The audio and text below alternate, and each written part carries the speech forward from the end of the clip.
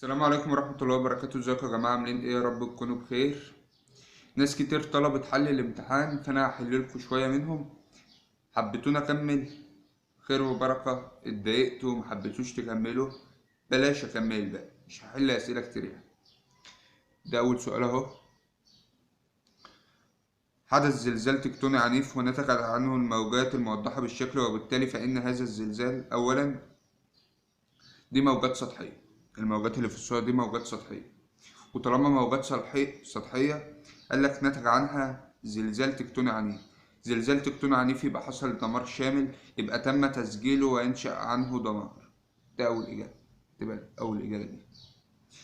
استنتج أنواع التراكيب الجيولوجية. بصوا يا جماعة، ام ده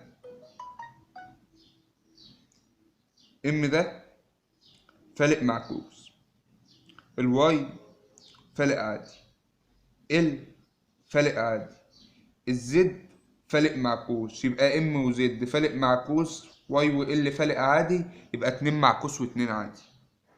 تمام. وجد احد الطلاب خلال رحلة جيولوجية كميات كثيرة من بلورات مكعبة. ماشي، بلورات مكعبة.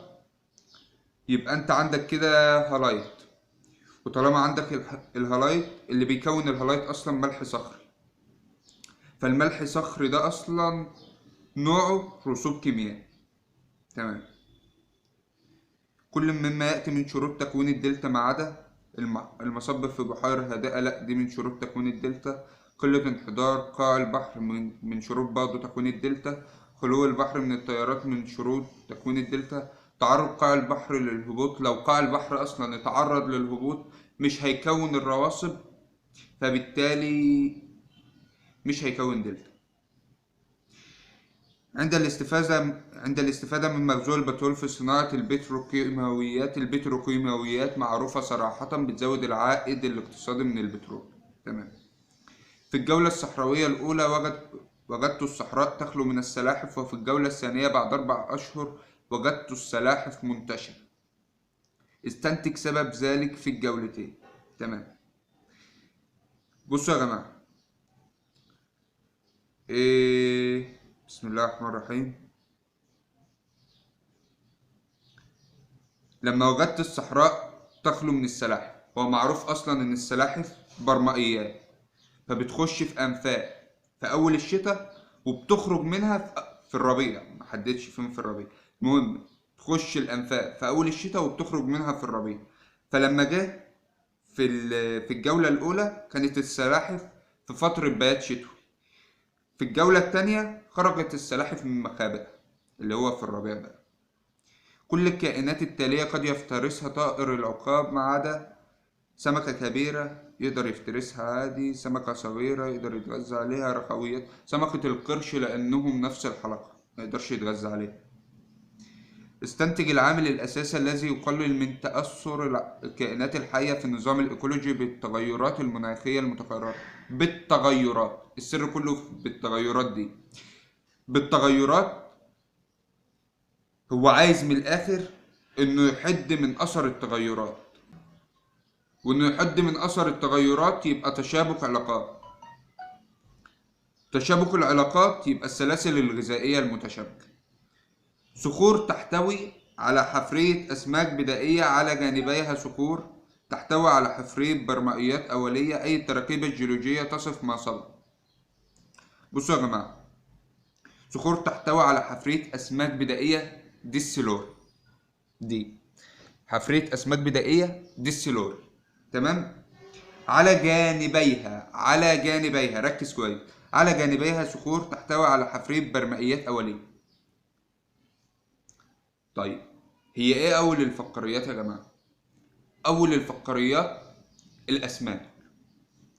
طالما أسماك دي الأقدم، طالما الأقدم يبقى طية محدبة، طالما طية محدبة يبقى معاها أختها بقى فالق بارز، يبقى فالق بارز وطية محدبة اللي هي زيها. المعدن الكربوناتي المستخدم قديما كأحجار للزينة يمكن التعرف عليه في الحقل من خلال اللي بيستخدم كأحجار للزينة الملقيط. الملقيط كان بيستخدم في أحجار الزينة، وكان معروف بلونه الأخضر الثابت. يبقى هو الملقيط وبعرفه من لونه الأخضر الثابت. ماذا يحدث في مناطق تداخل الألواح التكتونية؟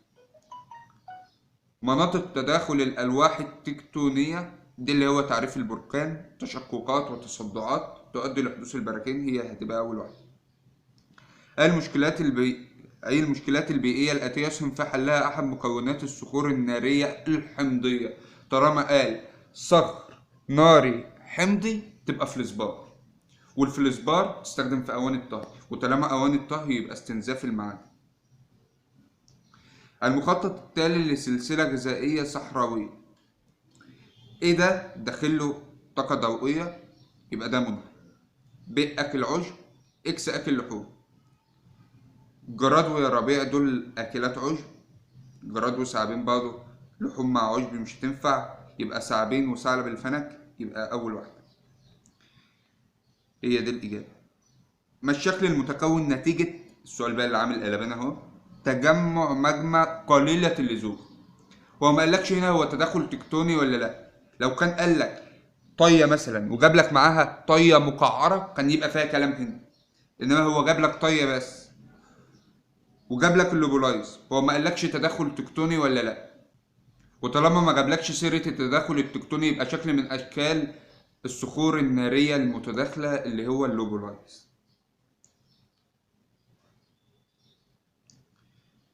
بعد كده بيقول لك معدن ذهبي اللون مغدشه اسود.